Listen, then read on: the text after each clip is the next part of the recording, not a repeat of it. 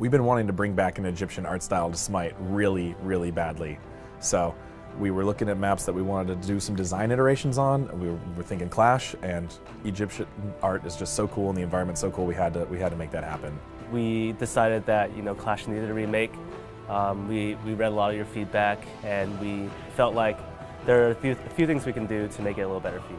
We've had an Egyptian map in the past. Everybody really likes the Egyptian pantheon as a theme. They have cool, interesting statuary and architecture, and it's very different from the Greek locations. We worked with designers to make sure that we still keep with the same design specs of the old Clash, but that now we can fit it with Egyptian art.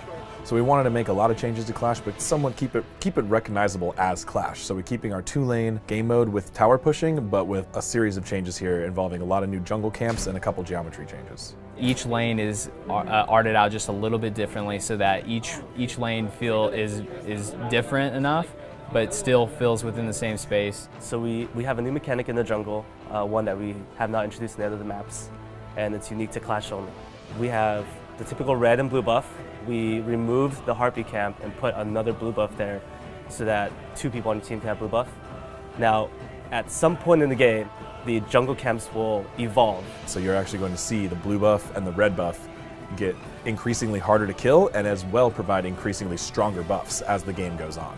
And this also ties in with the new jungle boss. I've been wanting to get Apophis into the game for a long time. He's kind of the antithesis of Ra. He's kind of a giant snake made out of slate. We did a bunch of various concepts to him, but man, he looks amazing. He's kind of viper and a cobra mixed together, and he's kind of 30 feet tall, coming up out of the sand. It's going to be really awesome.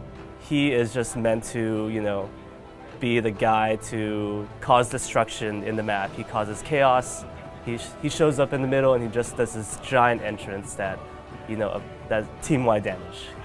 So along with the new environment and the new jungle camps, we also have the new lanes and towers and minions and Phoenixes, Titanses. Those are all completely remodeled with a new art style.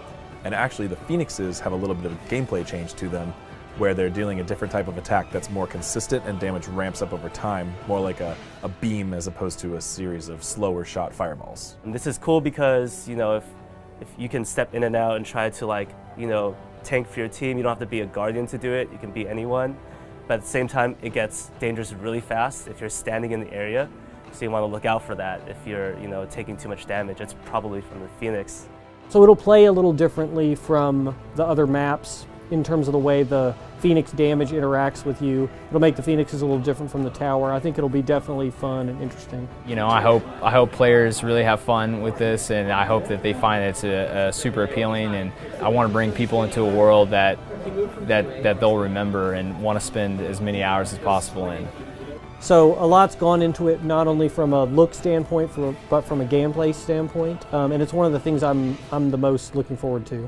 I'm a huge fan of the Egyptian pantheon. I'm really glad we could get some more Egyptian art back in the game. I think it looks amazing, and Apophis is extremely scary and fun to fight. I can't wait to see how the players feel about it.